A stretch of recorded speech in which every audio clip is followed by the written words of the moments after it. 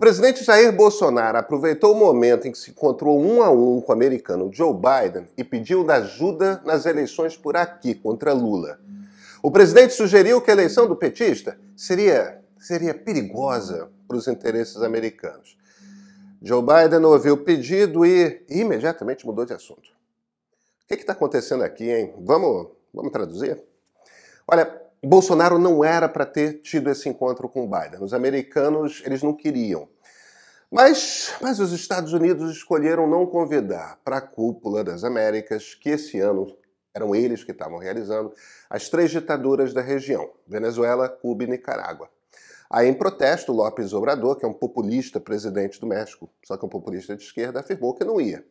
Fazer uma cúpula nas Américas sem México e sem Brasil, em essência, abrir mão das 2 principais nações da América Latina. É fracassar no encontro.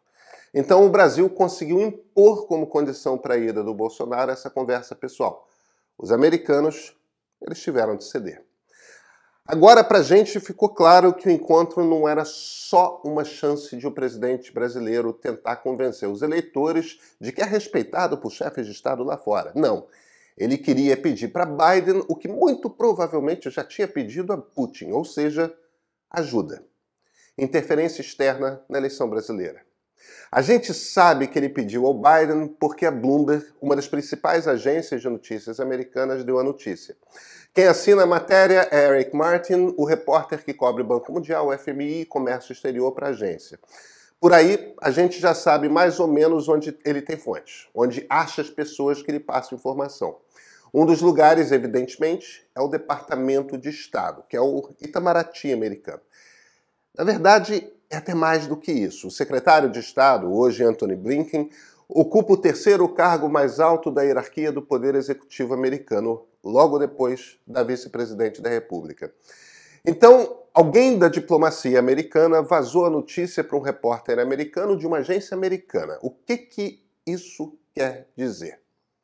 Isso quer dizer que a diplomacia americana achou necessário tornar pública imediatamente essa história. Tipo, eles não piscaram. Tem alguns recados que estão passando. O primeiro interessa a nós brasileiros. O presidente, nosso presidente, está pedindo interferência exterior nas eleições aqui. O segundo recado é para a campanha de Lula. Ao tornar público que houve e dizer que Biden não deu conversa, mandou um sinal de que os Estados Unidos não querem saber desse papo.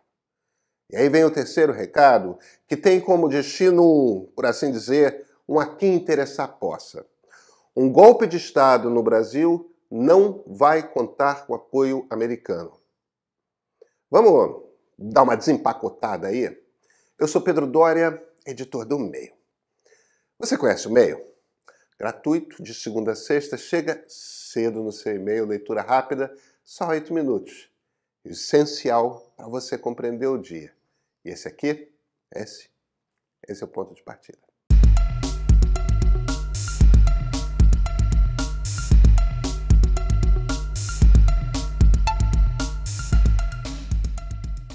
Antes de tudo, vamos só marcar o óbvio aqui. Isso é crime de alta traição à pátria, tá?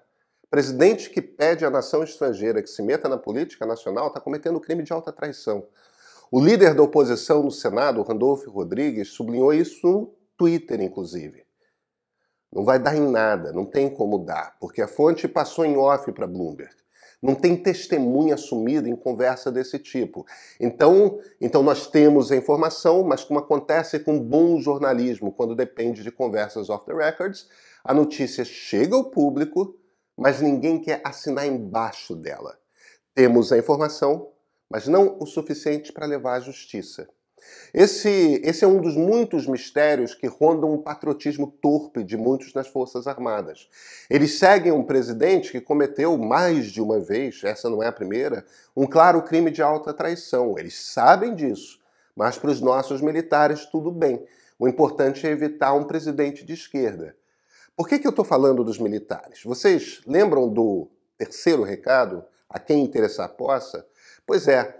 Um dos interessados é aquela turma de uniforme com 3 ou 4 estrelinhas nos ombros. Alguns deles, evidentemente, compraram a ideia de que devem ter assento nas conversas de Estado.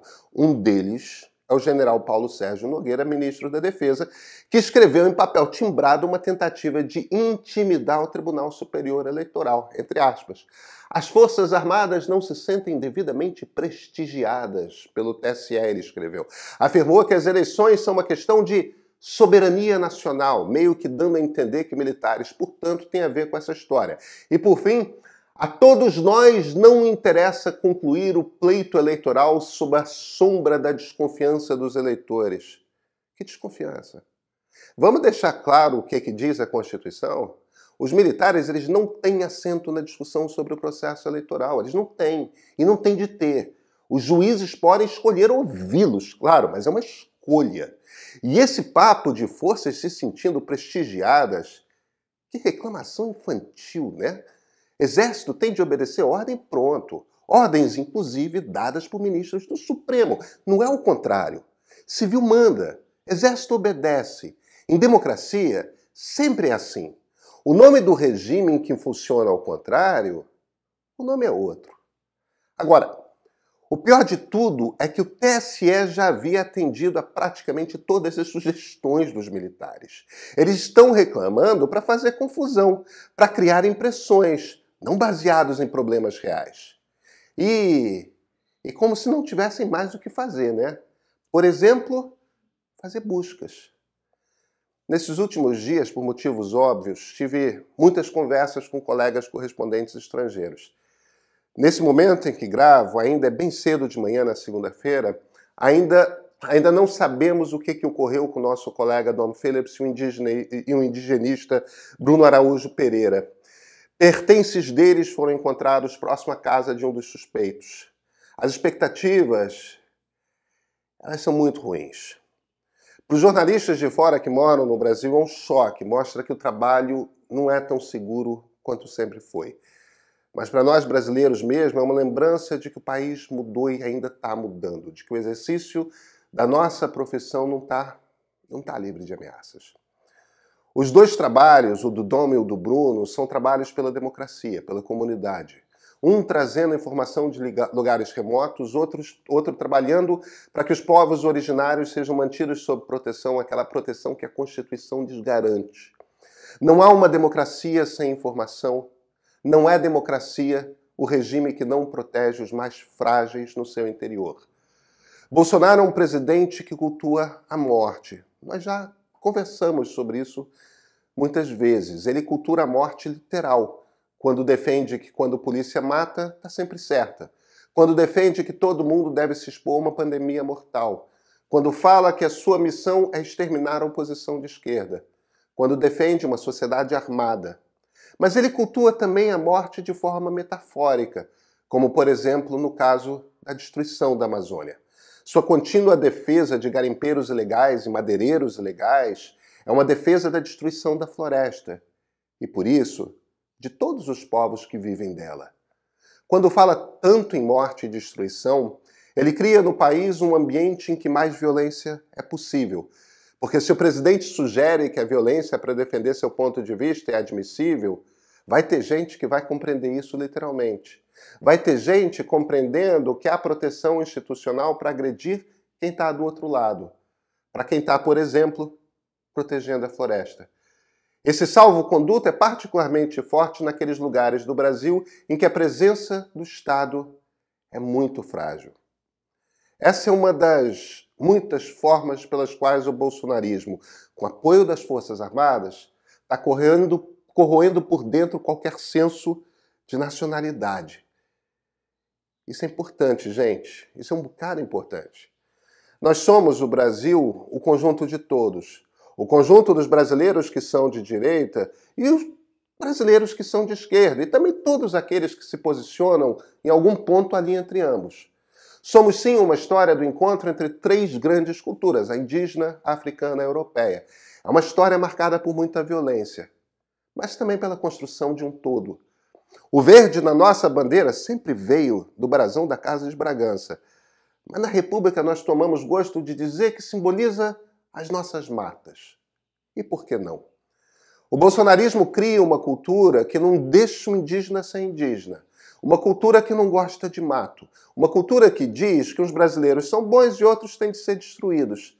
Ser contra o mato é ser anti-Brasil. É ser contra a essência do que o nosso país é. Porque nós somos isso, somos um país no meio do mato.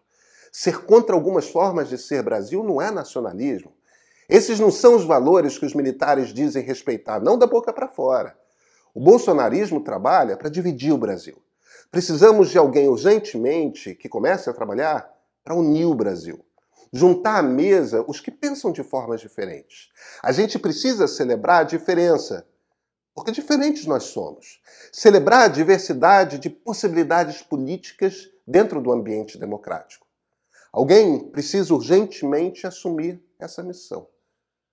A missão de nos unir.